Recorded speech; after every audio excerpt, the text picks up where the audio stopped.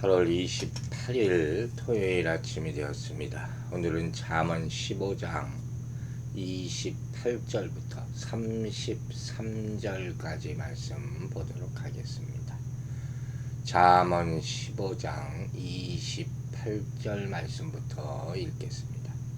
의인의 마음은 대답할 말을 깊이 생각하여도 악인의 입은 악을 쏟느니라. 여호와는 악인을 멀리하시고 의인의 기도를 들으시느니라. 눈이 밝은 것은 마음을 기쁘게 하고 좋은 기별은 뼈를 윤택하게 하느니라. 생명의 경계를 듣는 귀는 지혜로운 자 가운데 있느니라. 훈계받기를 싫어하는 자는 자기의 영혼을 경히 여김이라. 견책을 달게 받는 자는 지식을 얻느니라. 여호와를 경외하는 것은 지혜의 훈계라. 겸손은 존귀의 길잡이니라. 아멘. 자, 우리가 오늘 읽은 33절 가운데 참 겹치는 구절도 있지만 귀한 레슨, 교훈들이 많이 들어가 있는 것 같아요. 이제 28절은 의인과 악인의 언어 생활의 특징을 소개하고 있죠. 앞단락이 의인과 악인의 행위에 대한 여호와의 보응을 말했잖아요. 우리가 어제 본 말씀. 여기서는 여호와의 보응에 대한 표현은 나오지 않아요. 왜? 이 말할 필요조차 이제 없을 정도로 언어 생활에 신중한 의인과 말을 조급하게 남발하는 악인의 그 결말이 너무 명확하기 때문이죠. 이제 뭐 너무도 하도 많이 들어가지고 거듭 얘기할 필요도 없다는 그런 말씀입니다. 먼저 이 본절 상반절을 보면 의인의 마음은 대답할 말을 깊이 생각한다 그랬어요. 이 깊이 생각한다는 뭐겠습니까? 말하기 전에 심사숙고하는 거죠. 아무리 깊은 지혜를 가진 사람이다 할지라도 또 아무리 높은 학식을 소유했더라도 깊은 성찰이 없이 말을 함부로 내뱉으면 거기에는 분명히 여러 가지 허점과 오류가 숨어 있기 마련이에요. 어쩔 수 없어요. 그러니까 바람직한 말, 덕이 되는 말, 은혜가 되고 유익을 끼친 말은, 그런 말은 그 어떤 것도 그냥 쉽게 내뱉어지는 법이 없는 거예요. 오로지 깊은 사고와 성찰, 또 말을 듣는 사람들에 대한 배려, 사랑, 이런 것에 기초해서 조심스럽게 말을 할 때 그 말이 복된 것이라는 거예요. 그러니까 함부로 막 하는 말 가운데 어떻게 좋은 게 나오겠어요? 반드시 실수가 있죠. 따라서 여기서 의인이 대답할 말을 깊이 생각한다 하는 것은 그 말 듣는 이에게 유익이 되고 축복이 되는 아름다운 말을 말하는 것이죠. 반면에 악인의 언어 생활의 특징으로는 뭐라 그랬습니까? 쏟는다. 물이 넘쳐서 쏟아져 나온다는 뜻이. 샘에서 막 물이 솟구치듯이 누군가의 입에서 끊임없이 말이 터져 나와. 말을 많이 해. 상상이 가죠. 말이 막 쏟아져 나오는 거예요. 퍼붓는다 하는 그런 표현을 쓰잖아요. 그런 악한 말을 듣는 상대방은 어떻게 되겠습니까? 그 영혼이 상처를 받아요. 말로 죽인다. 이처럼 많은 말을 끊임없이 쏟아낸다는 것은 자연스럽게 아무런 여과장치 없이 생각이나 성찰이나 연구나 또 배려 없이 아무렇게나 말하는 것이죠. 전자와 완전히 반대죠. 이 같은 악인의 말은 결과적으로 의인의 말과는 달리 거칠고 천박할 수밖에 없어요. 정제가 안 됐어요. 단어부터 시작해서 상대에게 결국 상처와 해악을 끼칠 수밖에 없다 하는 것이죠. 우리가 이런 말 하잖아요. 생각 좀 하고 말해라. 이런 얘기. 29절을 보면 악인과 의인에 대한 여호와의 대조되는 보응이 이제 여기 나옵니다. 먼저 앞에서 여호와는 악인을 멀리 하신다 선언을 하죠. 이게 멀리 하신다는 말의 의미를 잘 봐야 돼요. 여기는 어떤 장소적으로 멀리 떨어진다는 의미도 있고, 또 시간적으로 떨어져 있다는 의미도 있고, 또 오래도록 관계가 단절된다 하는 의미도 있고, 도움에 대해서 이제 도움을 더 이상 주지 않는다, 전혀 도움받지 못한다, 그런 의미도 있어요. 이게 좋을 거 하나도 없어요. 즉 하나님이 악인을 멀리 하신다는 표현은 단순히 공간적으로 멀리 이만큼 떨어져 있다는 의미보다는 관계가 단절되는 거예요. 그에 따라서 삶의 현장에서 인간이 경험하는 고통과 불행에서 하나님의 도우심을 전혀 경험하지 못하게 되는 거예요. 더 나아가서 죽음에 이르게 되는 심판의 성격까지 내포하고 있는 것이죠. 반면에 후반절에 보면 여호와는 의인의 기도를 들으신다고 했어요. 그 앞부분과 관련시켜 해석하면 하나님은 의인을 멀리하지 않으시고 가까이 한다겠죠. 가까이 하시고 그 길을 들으신다 하는 것이죠. 듣는 것 항상 하나님이 그냥 듣는 것이 아니죠. 단순히 듣는 게 아니라 경청하시는 거죠. 요의하시는 거죠. 그런 의미죠. 의인의 기도가 하나님을 감동시킨다. 이 참 귀한 말씀 아닙니까? 그러니까 우리가 이걸 이렇게 생각을 해야 돼요. 우리가 기도를 뭐 열심을 내서 많은 시간을 가지고 그 시간에 간절하게, 이것도 중요해요. 태도, 애티튜드가 중요하니까. 그런데 오늘 본문이 뜻하는 바가 뭐냐면 더 중요한 게 있다. 그게 뭐냐? 기도하는 사람의 삶이에요. 윤리, 기본적으로 그 삶에 사랑과 용서와 배품이 있어야 돼요. 순종이 있어야 돼요. 그런 사람의 기도를 들으신다는 거예요. 그 기도 행위 자체만 생각하는 게 아니죠. 살아온 모습이 중요하다는 거예요. 떼쓴다고 들어주는 거 아니잖아요. 아이들이 부모에게 뭐 바랄 때 운다고 징징거린다고 들어줍니까? 안 들어줘요. 평소에 이쁜 짓 하는 아이 말을 들어준다니까요. 제가 우리 딸 얘기를 자주 합니다만, 이진이가 뭐 해달라고 하면 안 된다 이 얘기를 못해요. 왜? 그 구하는 말 자체가 너무 이쁘게 말하거든요. 요것이. 그러니까 아빠 마음이 벌써 녹잖아요. 그러니까 하나님 앞에 하는 기도 똑같다 하는 것이. 평상시에 어떻게 하느냐, 그게 중요한 거예요. 이제 30절을 보면 눈에 밝은 것은 마음을 기쁘게 한다 그랬어요. 참 이것도 귀한 말씀이에요. 눈에 밝은 것이라는 말은 해석하기에 여러 가지 의미가 있어요. 보통 세 가지 견해를 얘기하는데, 밝은 얼굴, 눈이 밝다 하는 것은, 또 눈에 밝고 총명한 모습을 직접적으로 표현하기도 하고, 또 명석한 총명을 가리킨다는 그런 견해도 있어요.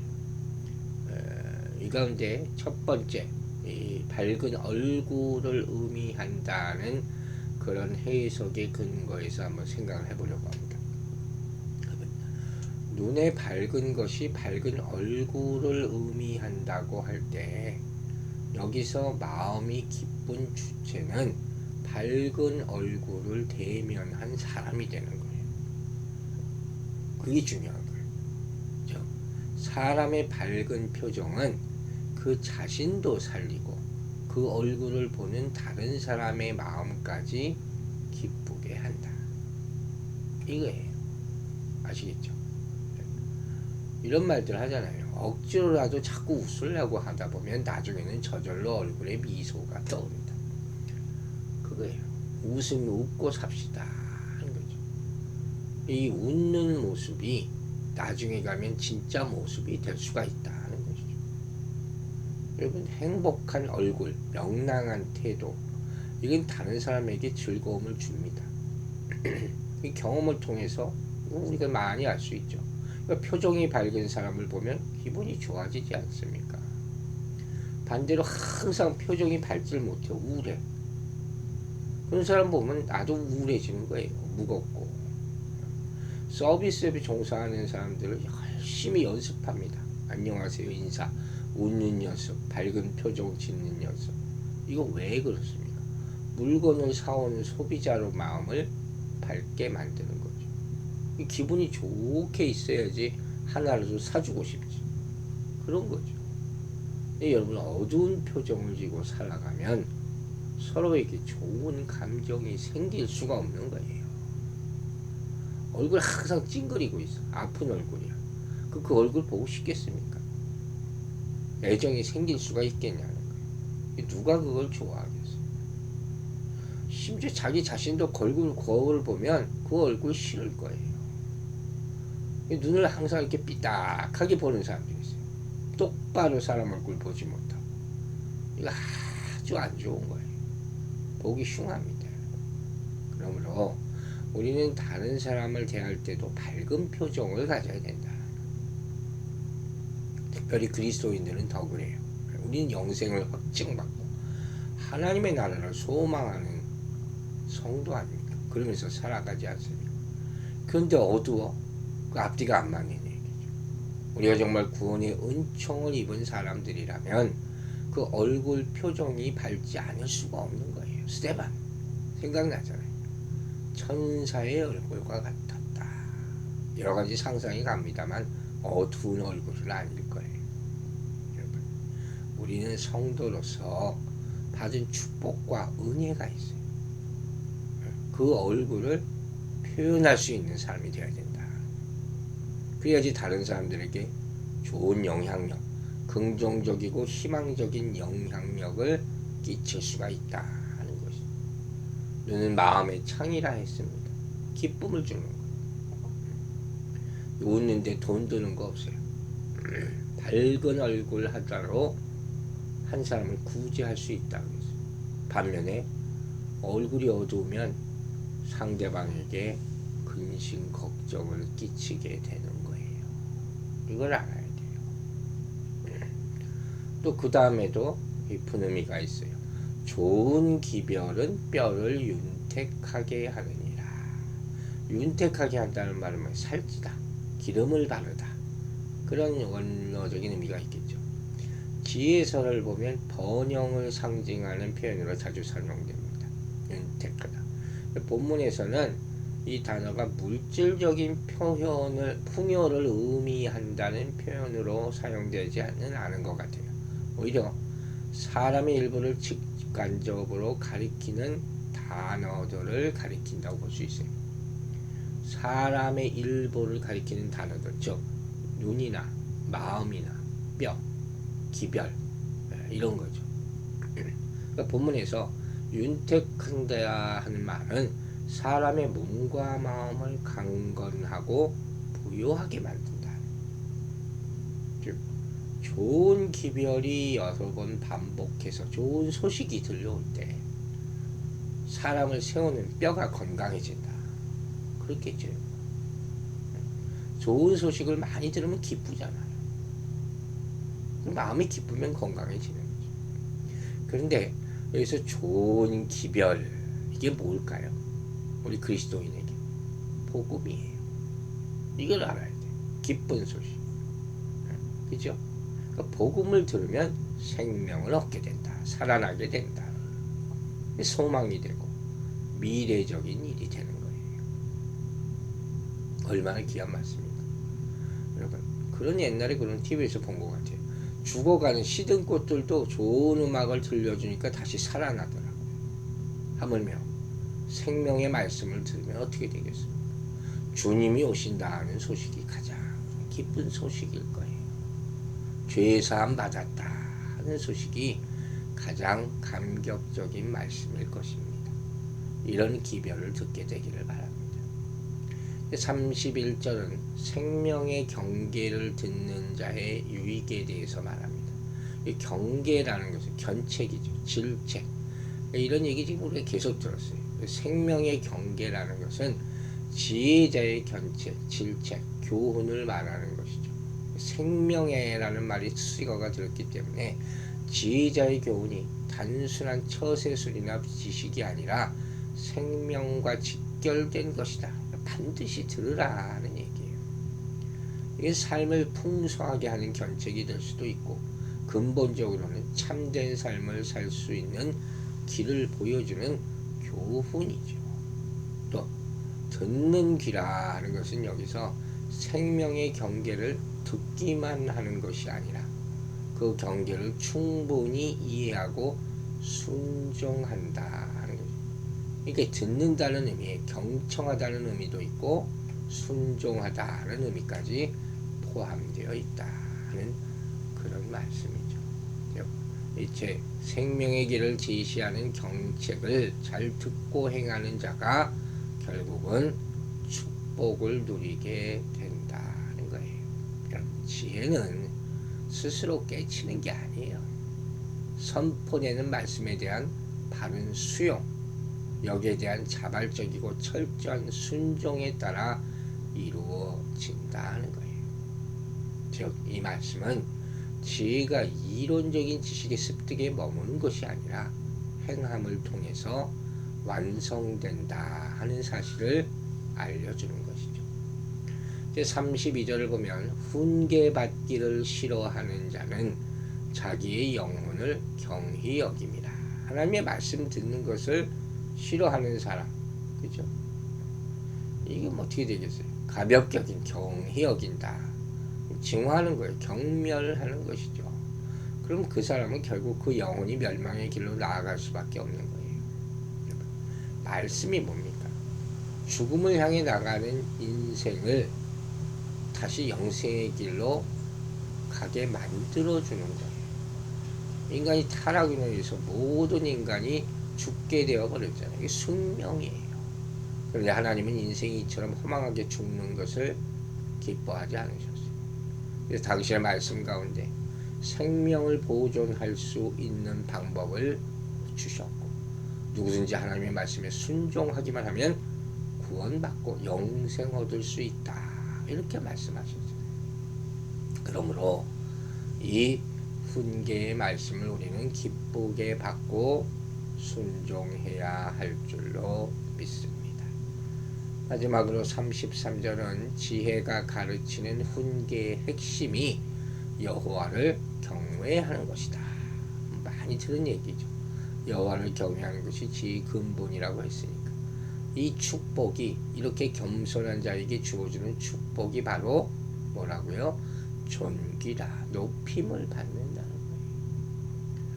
여호와를 경외하라는 지혜의 훈계를 겸손하게 받아들이는 사람들은 존귀케 된다 하는 것입니다.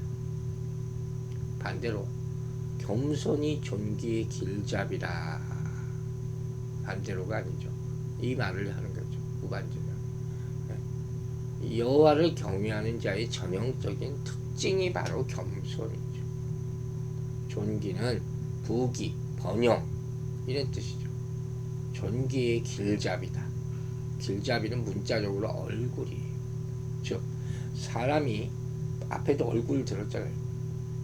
얼굴이 앞서면 몸도 따라오는 거예요. 이 대표지, 대표.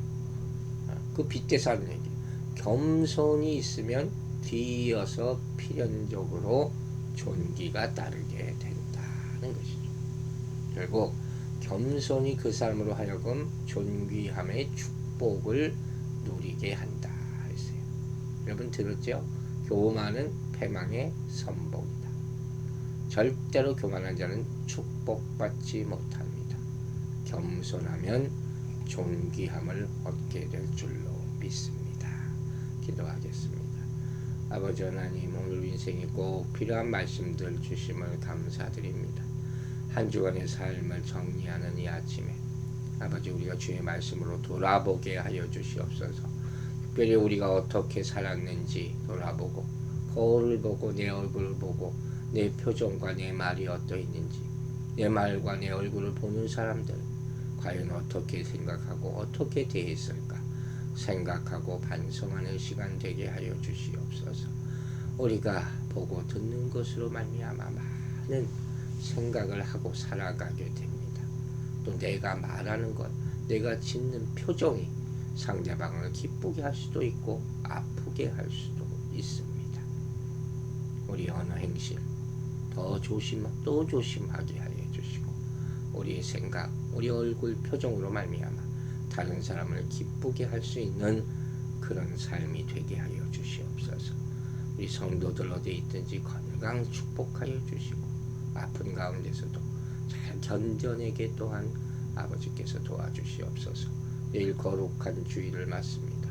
오늘 하루 사단마귀 틈타지 않도록 눈동자와 같이 지켜주시고 내일 성도들 함께 모여 기쁨으로 예배드릴 수 있도록 축복하여 주시옵소서.